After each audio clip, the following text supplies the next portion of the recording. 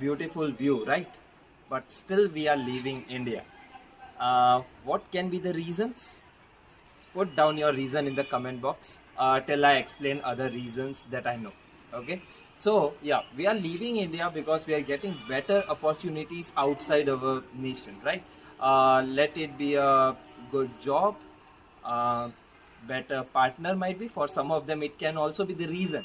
And so what is the right time to leave this nation, basically to migrate to some country, whichever the country may be, let it be USA, Australia, New Zealand, koi bhi country, it doesn't matter. Okay, so there are two things, like at two times we leave this nation. So there are two good times, basically after 12th or after graduation, right? So what are the opportunities available after 12th? So here are the opportunities that you see, that these are the opportunities which is available. So some of them I explain, others you can search on Google. Okay, and here some of the reasons why we what are the opportunities which are available after graduations. So you can see here.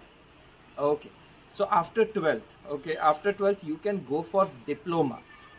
So diploma, basically in diploma, whatever field of your field of interest, we have less number of opportunities or less number of courses. As in, from an experience I am saying this, because as I have searched on it, जितना मैंने search किया है, मेरे को 12th के options ज़्यादा available हैं as compare to graduation के जितने ऑप्शंस हमारे पास अवेलेबल होते हैं.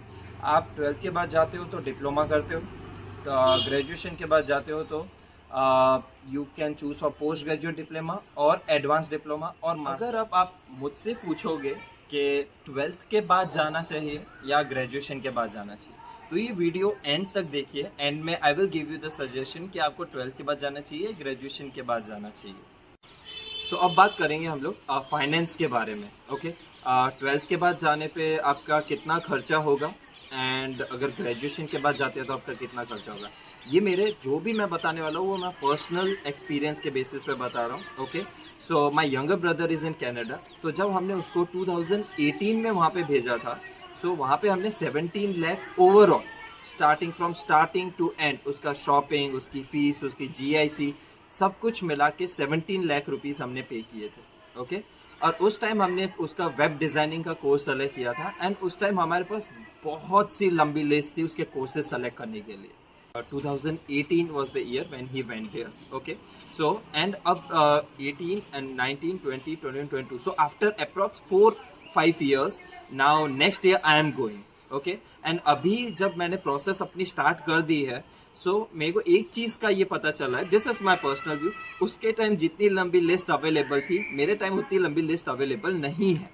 बिकॉज सी मैं ग्रेजुएशन के बाद जा रहा हूँ, सो यहाँ पे मेरे पास पोस्ट ग्रेजुएट डिप्लोमा ही अवेलेबल है as of now, and masters available है. Okay, so this two courses, post graduate diploma में भी आपको वही कोर्सेज अवेलेबल हैं, बस उनके कुछ artificial intelligence, automation, web developer and this IT related. Okay, so I am from IT, so just listing that out.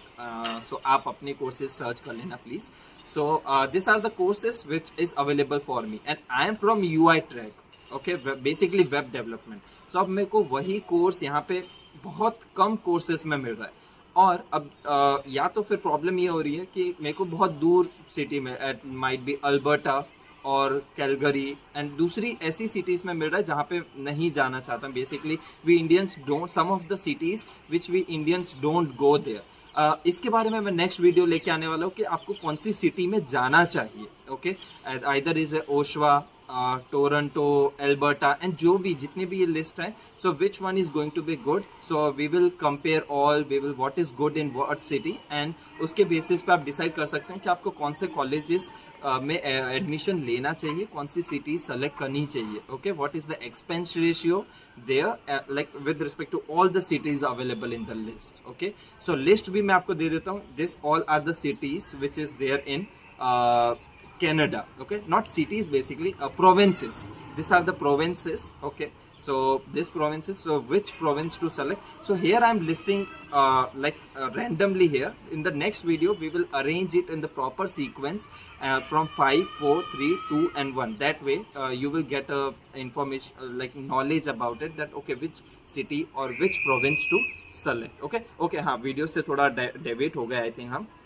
Okay so अभी मैं अगर ग्रेजुएशन के बाद जो कोर्सेज सेलेक्ट कर रहा हूँ, सो मेरे को पहले तो कुछ 2-3 कॉलेजेस ही अभी तक अवेलेबल हुई हैं। सो मैंने अभी तक 2 ही कॉलेज में एप्लीकेशन की है, सो हम्बर एंड दरहम।